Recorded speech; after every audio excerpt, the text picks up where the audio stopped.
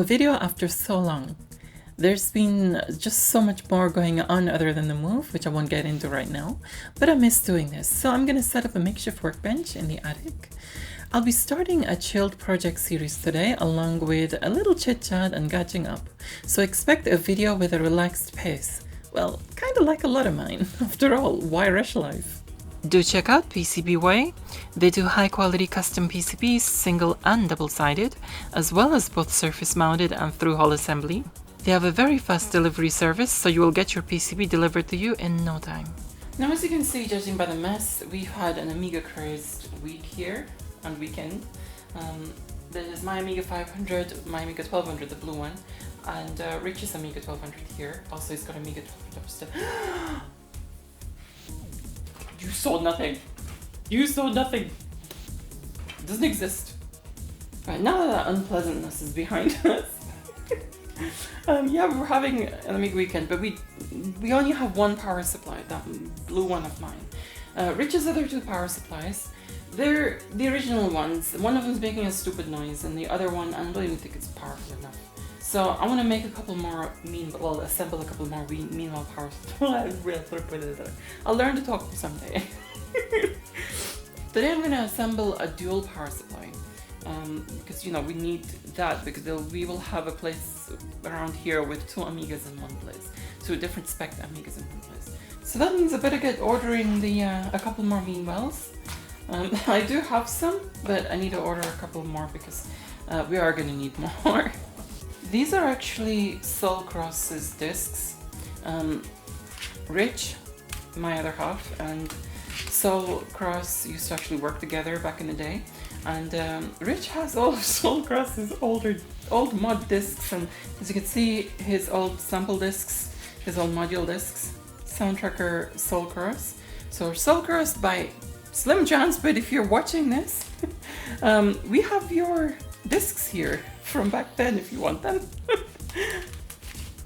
Rich has kept everything safe. So I better go upstairs now to the attic and set up a makeshift workbench. Things are not ready yet, but I kind of miss doing videos and I want to kind of like release at least something. Now, of course, the attic room here is going to be MsMadLemon's project room, the new one. Though at the moment it's not ready yet because, we've been just doing a lot of things around the house. This is the next thing to do so that I can, get on with videos. But I've got a temporary setup here, as you can see. Now, as you can see, this room is full of a lot of stuff, both mine and Rich's. And yes, we need to kind of sort stuff out here and sort this room out in general.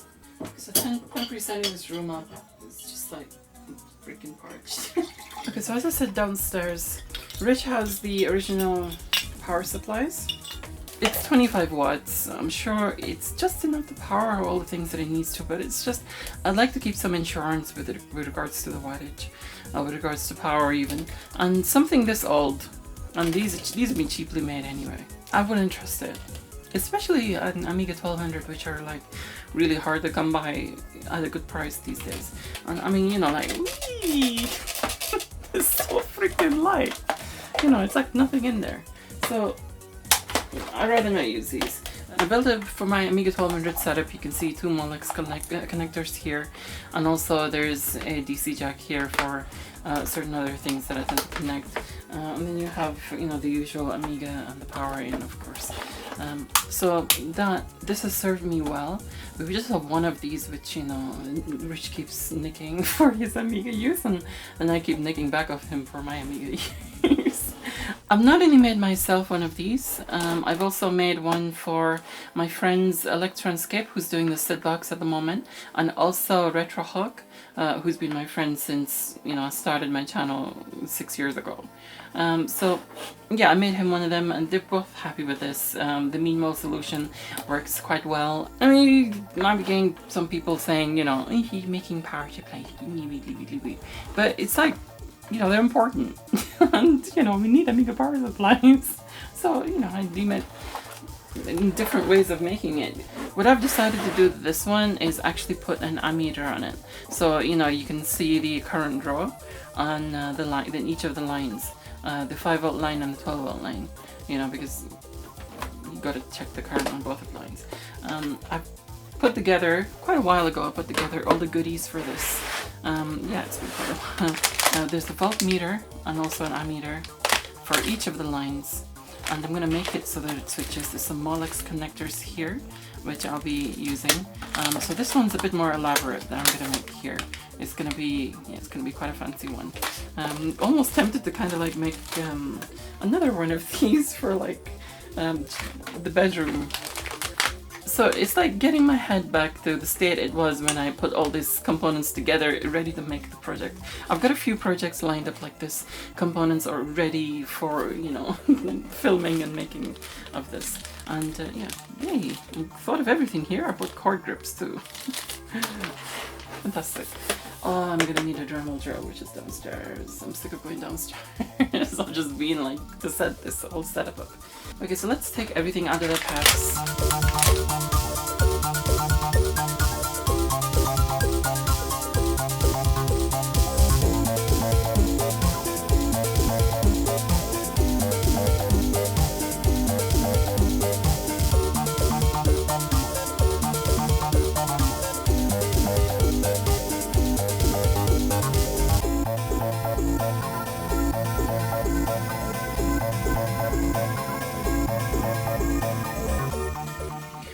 Firstly, before I do anything, I just want to test how this works. Okay, so I've not used one of these before, but I think I can figure out what is what. And that is the ammeter. These two wires here, the thicker, they carry more current, thicker. And this, I feel, is going to be the powering, you know, they power up this meter here. And then the yellow wire, I think it's going to be like the tester, as in like the, you know, the voltmeter. So you connect it to whatever positive, which I think in this case I'm going to measure the source of it. So I'll have to kind of just put these two together. I do not have my bench power supply here, unfortunately. I left it across the country. So the next time we go, I'm going to have to bring that along with a lot of my other equipment as well, so that, you know, I could start doing projects here. Okay, so yeah, there we go. We put wires up. Now to connect this over here. And the voltage is 51.6 volts. Okay, it's 9 volts 15, which is kind of like just right because this is a 9 volt battery. Now I'm gonna test the ammeter on this.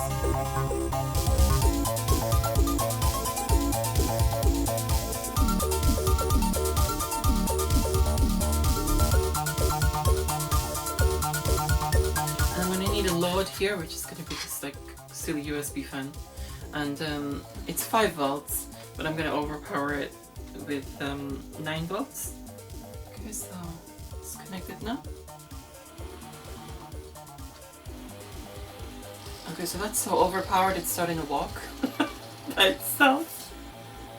Right, so anyway, so it's 380 milliamps here. Okay, let's stop the poor thing. That's 380 milliamps. That it's, you know, there's 0.3 amps. Let's do at the same time as this. Like, make both of them measure this at the same time.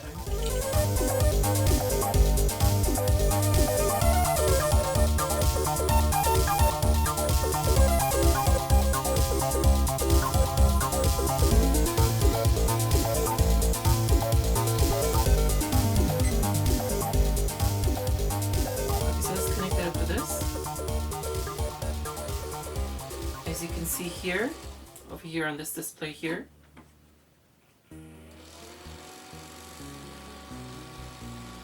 it's 0.35 amps, which is 350 milliamps. Now let's check this on the meter here. Yep, 0.357. Obviously it's just got more digits here. Yeah, it's pretty much the same, 0.35 amps or 350 milliamps. Freaking fat, isn't it? Okay, so here are the pinouts for the PSU. You have the plug side, plus 12 volts ground, minus 12 volts, so is the center one, plus 5 volts in shield. Shield I tend to ignore, I'm just using a 4-core wire for this. And this is the solder side, the side you solder on. Basically it's just like mirror imaged, so it's inverted horizontally. Ground 12 volts, minus 12 volts, 5 volt in shield. So I'm just gonna use, you know, those 4 pins. Right, so I don't have my clamp here, so it's gonna be a bit awkward, but I'm gonna try. Let me just take one of these out and I'll just fit the plugs first, so we have them.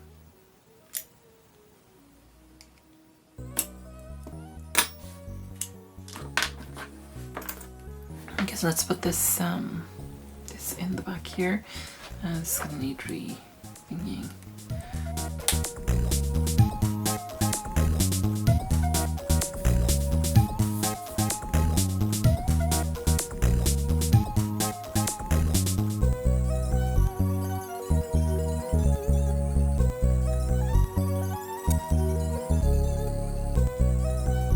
What I'm gonna use for this, for the color coding, is red for 12 volts, plus 12 volts, brown for plus 5 volts, white for ground, and green for minus 12 volts. So green's going to be in the center. Oh, it's difficult to do this without the clamp, or the helping hands.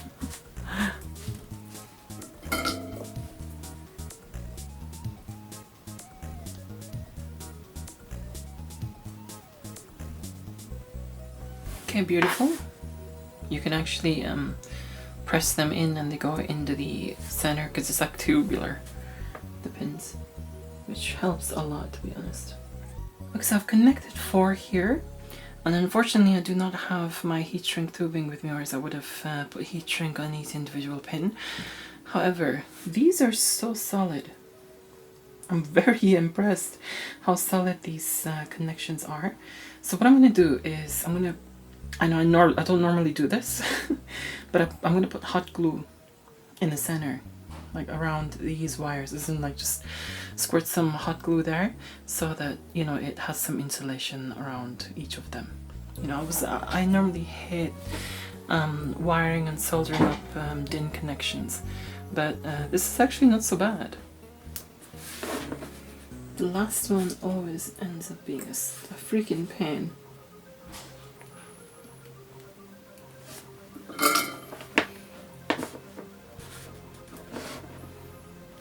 Once again, I apologize for the mess in the background. This room is a work in progress. You know, we've not even begun, well, we kind of have begun. We started moving this stuff around, and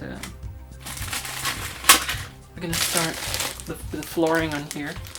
I have slightly better flooring than there is at the moment. And yeah, you'll have MsMadLemon's project room here, where I'm going to be filming most of the time. Well, most of the time I do projects anyway.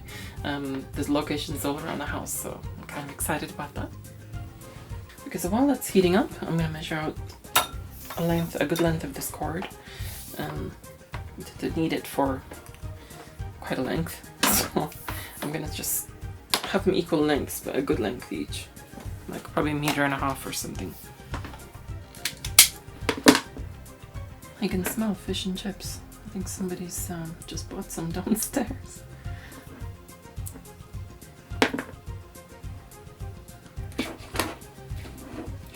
Yep, I can hear paper unwrapping.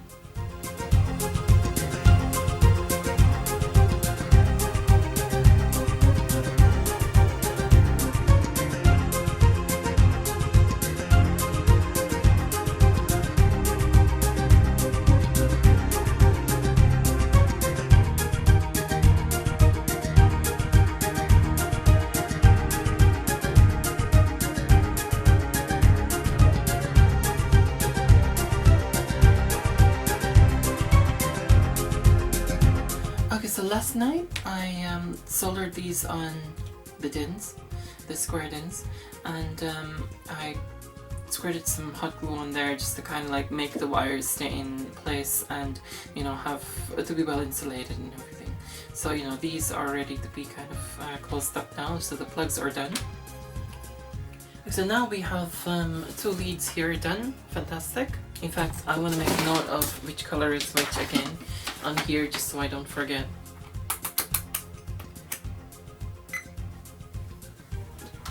Okay, so ground is going to be ground, of course, but I want to still, you know, make sure that it's not touching anything else, that everything is wired correctly and nicely. So ground is the pin on the top right, which is the white, if it's connecting to anything else. No sign of resistance or anything. So 12 volts is the top left, red wire. So plus 12 volts is red. The center is negative 12 volts. And that's going to be the green. Remember that. So the rest of them, no. Okay, fantastic. Green. Now the last one, of course, is going to be 5 volts, and that's going to be brown. Fantastic.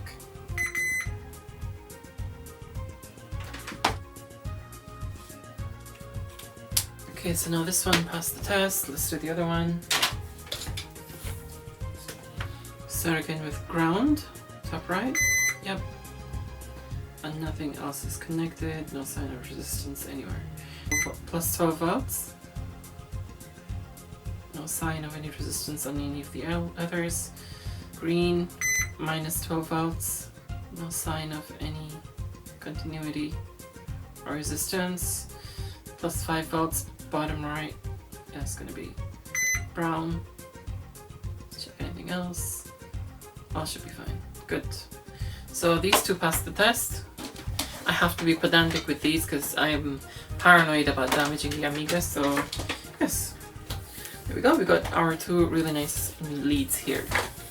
Okay, so I want to plan this roughly how it's going to be. It's going to be the top, the bottom. And there's plenty of ventilation there. I want these to be side by side like that. So there's this dual main switch, which has that the neons on it. So that I'm gonna have to get resistors. Do I have any? I should do. Because I was using them for the ceiling fan thing. Yeah, I'm not sure I have. You know what? They're downstairs. I'm gonna go downstairs, get them, and I'm gonna make myself some tea as well because I'm parched.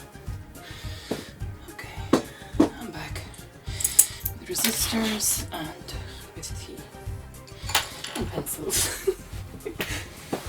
These are 470k resistors, and I think they're going to be a bit too much for the neon, but we'll see how they react. I mean, if they're a little dim, it doesn't matter, as long as they're on and they're visible. You know, that's all that counts. Now, with these, as far as I'm concerned, obviously the 2 separate switches here, this is not a double pole. It is if you kind of like do that, but you know, the 2 separate switches. Anyway, there is live in the center, and then you have the switch part here, but then you also have this copper one, which I think you connect your neutral to, and that is for the neon lamps. So if you once you turn it on, your neon lamp will stay on. So each of these resistors will probably have to go on the end ones here. Again, I wish I had heat shrink tubing. Okay, so let's connect a resistor to one of these. I just want to test it first to see if I'm correct in my wiring here. Mains quick tester. Okay, so it's not on, but that switch is off. So now let's isolate it. Now let's turn it on. And yay, there you go. The neon works. Fantastic. Let's isolate it. Another little test. Turn it off. Turn the mains back on. Yeah, perfect. Oh, it's annoying without those helping hands. Those clamp things.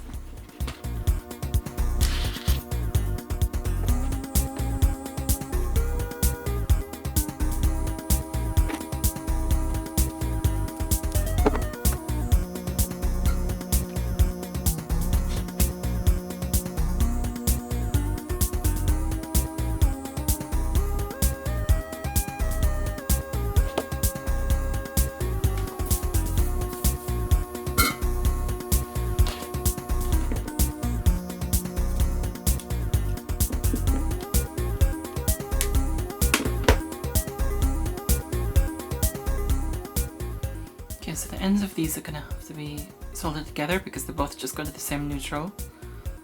The source voltage, mains. And the same for these two. I'll solder these together.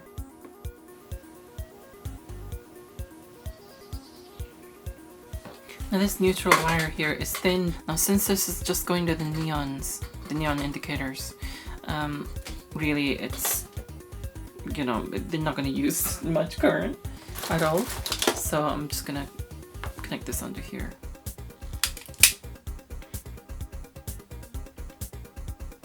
Okay, so got some scrap wire here. This, I don't need to use too much of a long length. I know it's supposed to go to the mains, but I'm just going to connect this onto here when it's outside instead of putting a plug on it, so you can, you know, use an IEC lead or a kettle lead on this. So yeah, I've created some wiring here because we're going to need some.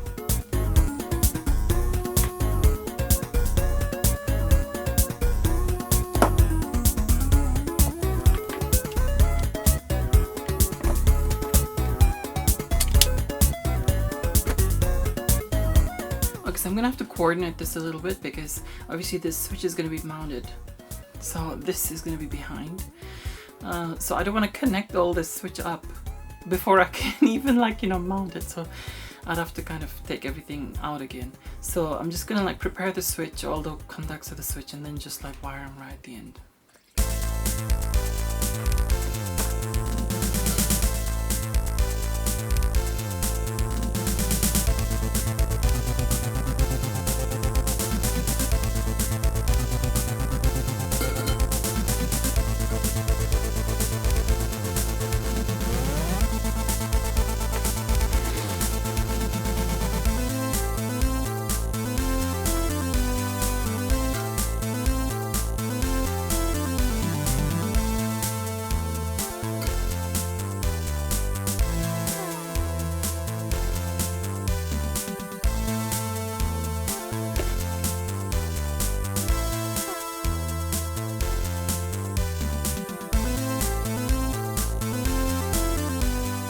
Okay, so that switch is completely wired now.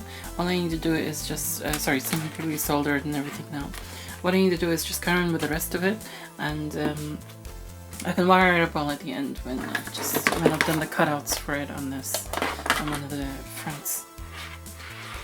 So I think that's the mains part of it sorted. The wires, obviously you connect the thing to the mains, so that's good. I just need to start doing the other side of things now, the low voltage side of things.